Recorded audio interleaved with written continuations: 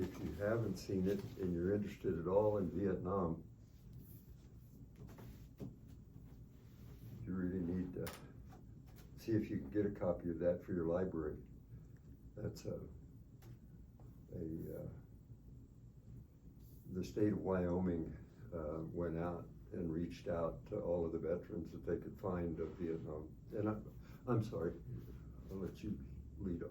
No, you can start whenever you're ready. We're good to go. So, Okay. Lawson, whenever if you want to go through the book first, you can do that. Whatever's, we're good. Do we want to go through these last, or we can go first? It doesn't matter. Okay. You want me just to describe Yeah. what these are? Yes, All right. please.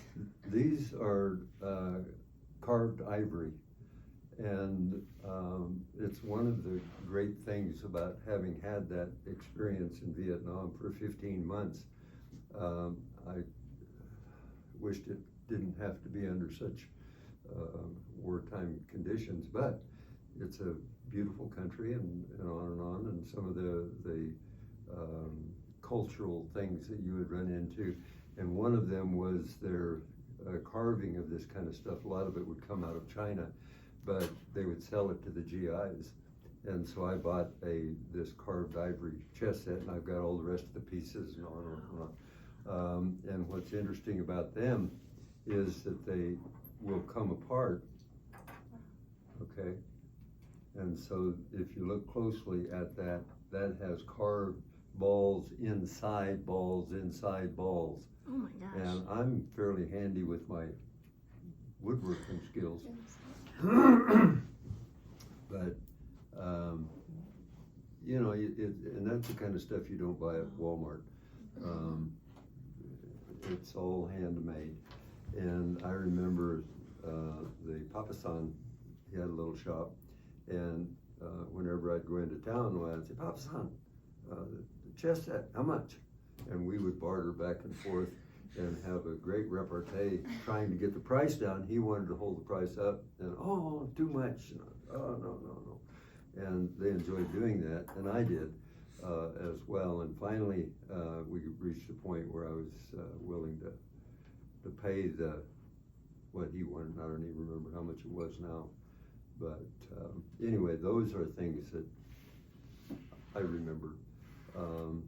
And this is a piece off of it. And when I was in Vietnam,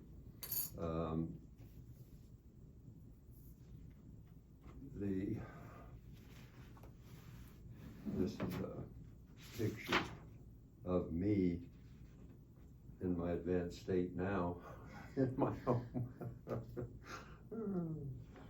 And this was a helicopter that I flew on, and then this is a picture of the same model, and it was a C model gunship, and with the M60 machine guns on the side of it, and I was a door gunner on that, and but this is out of the museum in Du Bois, the military museum up there. I don't know if you've been through it or not. Yeah. It's wonderful, wonderful. And this is the helicopter that they have in it, and so, but if you could find a copy of that book, it goes through and it has veterans from all over the state of Wyoming and tells the positions that they did, what their job was in Vietnam, on and on. And it's not just one person, but it's hundreds that were able to participate. But this is a piece off of a helicopter that I was flying on. I wasn't a pilot. I was my primary MOS. That's the number that tells what your job is in the military, and was military police. And so I was a MP for a while in Nam, and with the 552nd Military Police Group, and it was a safe position. It was a good position. But we were guarding VTOC headquarters, and that's where General Westmoreland would come in, and Nig and Cao Ki, the president of South Vietnam, would meet and have their meetings and everything, and but you'd stand all day saluting officers. That wasn't what I wanted to do in Vietnam. God, this is you want a little more action than that. And so I was able to transfer from being a military police to a door gunner on a C model gunship. They were needing stupid guys that were willing to go do that job. And I was one of them. So anyway, but we wrecked a helicopter one night, and this is a piece off of I just reached up and broke it off of the tail, just as kind of a souvenir, so that you can see how light the metal is. And there was parts of it that you couldn't walk on because it was so fragile. And then they were shooting stuff like this at us. This is a 50 caliber machine gun shell, and this is a real shell. But then I thought to myself, I had some evidence at home, and I thought, I don't think I probably should be bringing that into school, as tweaky as everybody is. And so I left the ones that are live rounds. This one is not a live round, and this one has been made into a cigarette lighter. It's just crazy stuff like that that's going on all the time. And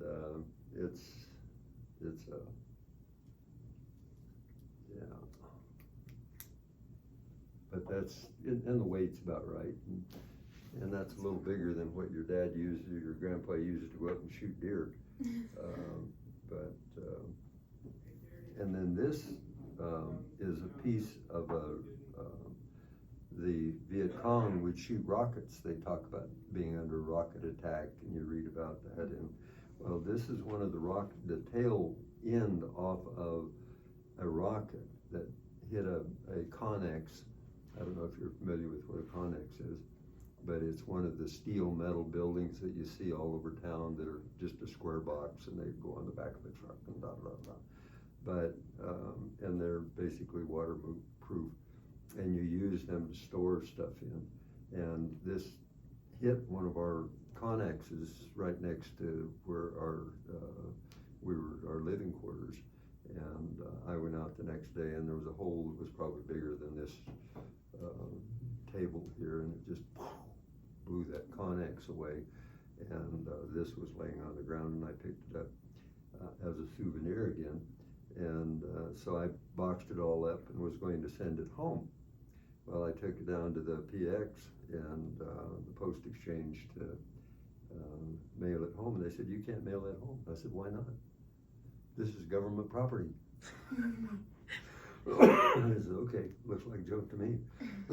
But, so I took it back to the barracks and repackaged it. And I wrote on the outside of it that it was a brass ashtray. And sent it home. And so anyway, those are the things that I brought. And any questions or anything you want to regale me with, well, I'd be happy to. Well, I guess you already established what branch did you serve in? In the Army, yeah, U.S. Army, yeah. When and where did you serve? Okay. I served in the Army from 1966 to 1968. And I was in college and not doing particularly well. And so the draft was on. And most of the guys that were in college, if you just stay there, get decent grades, progress while you can kind of ride it out. There was guys that was saying, nah, we won't go, and they went to Canada. But I was patriotic enough and was raised that it's our obligation to serve our country. And so, but here I was in college, and other guys are getting drafted, and I'm goofing around, having a good time. And I don't disparage that at all. But I volunteered for the draft, and then was drafted. I went to Fort Bliss, Texas for basic training. And then after Fort Bliss, Texas, I went to Fort Gordon, Georgia for advanced infantry training. AIT is what they call it, and to become an MP. And I was a little older than the average draftee, and so they wanted the older, bigger guys to put them in as military police so that you could control the. So anyway, it just goes on and on. But that was what I was trained for, and then we flew into Saigon, or not Saigon, Benoit was the air base that I flew into it was about 60, last half of 66, and was a military police at Benoit Air Base.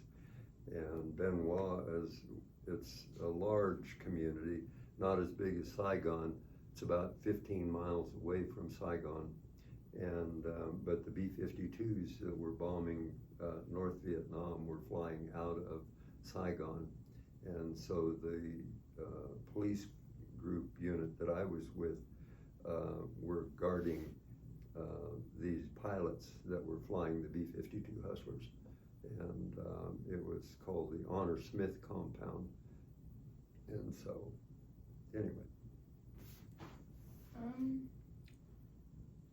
What was a typical day like? Well, when I first flew into Vietnam, at that time, all you could see on the news was just war, war, war.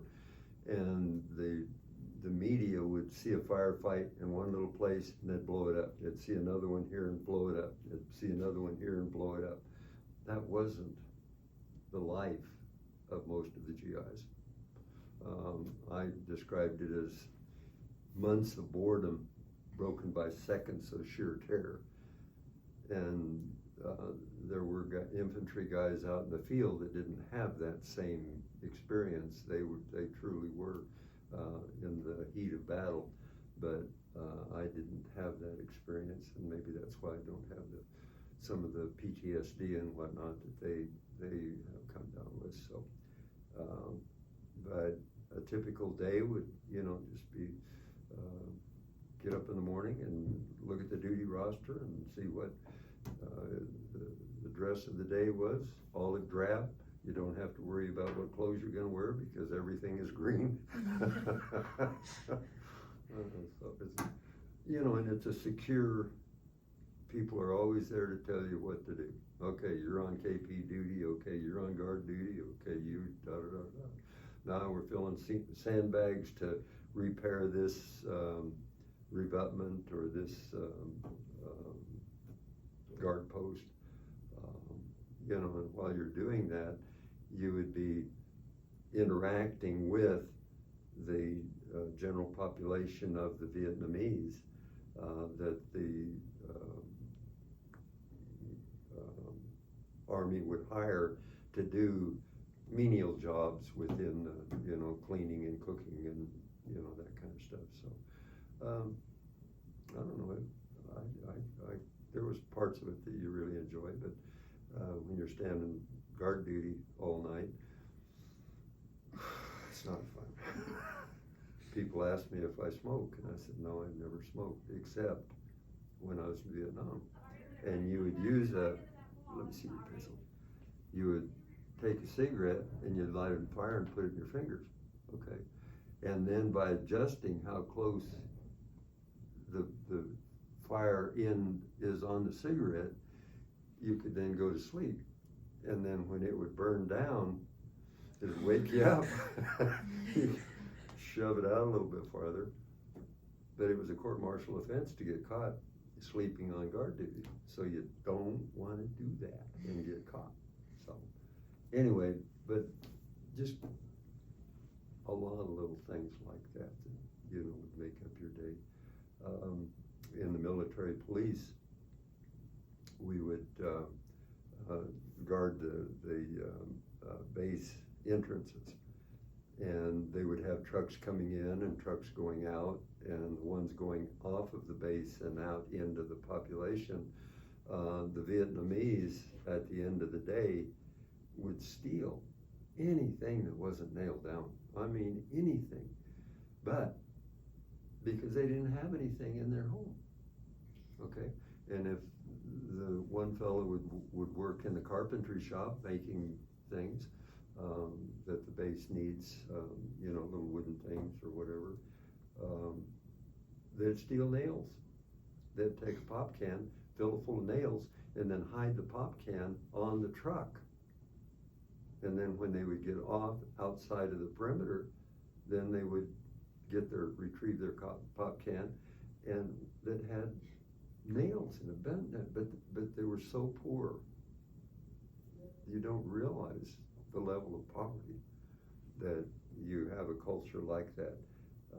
I remember going down to the garbage dump one time, and here was 20 or 30 Vietnamese that were digging through the garbage to find color pictures.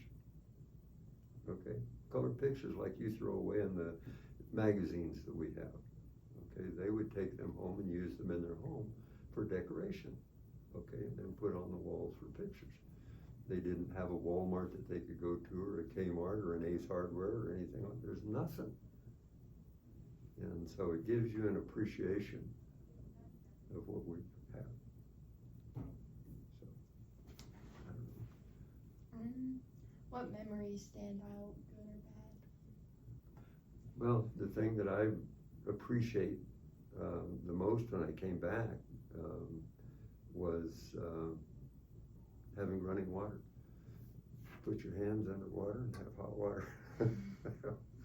That just sticks in my mind as really being neat, because when you're there for, 15 months and you don't have anything but cold water, if you want a shower, take a cold shower, and that's no fun. So, it's just a completely different kind of a thing that you appreciate. But the thing that stands out most probably was when I was flying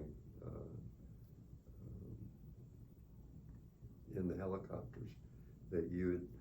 I remember we went out one time, and the helicopter that I was on is a gunship, okay? And then they have what they call slicks. Now the slicks don't carry any weaponry because the weapons are heavy, and they're used for troop carriers, and they would haul 10 or 15 guys in a helicopter, and you can't haul that many if it's loaded down with M60 machine guns or miniguns or whatever. And so the gunships would fly over an area and suppress the enemy on each side, and then the slicks would come in and drop off the men. Okay, but I remember one time we were there, and they had the infantry out, and I remember looking at a rice paddy, and here were GIs that were sitting in water in the rice paddy, holding their weapons out of the water. Okay, and it was getting late in the evening, and they were going to spend the night there. Okay, and you would have the North Vietnamese would be there trying to kill them. And I thought, and we got a call that they had an officer, a lieutenant, that had been shot. And were we able to pick him up? And once in a while we would drop down and we could pick one or two guys up. But, excuse me. So we dropped down and picked this lieutenant up, and I pulled an ammo box over, and I said, "Here, you can sit down on this if you want, sir." And he said, "No, I can't." I said, "Why not?" Looked at him, and there was blood running down his leg. He had gotten shot in the butt, apparently. So, and it just, things like that kind of stick with you. My question's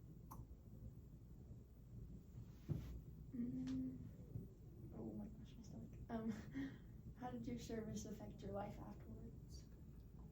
Well, it gave me a much more appreciation, for how fortunate we are. And so.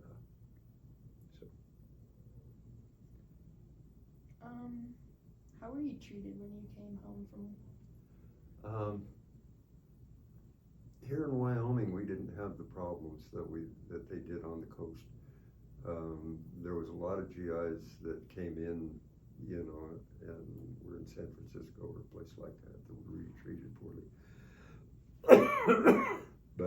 And we were advised not to wear uniforms, which didn't make sense to me. It was a difficult time.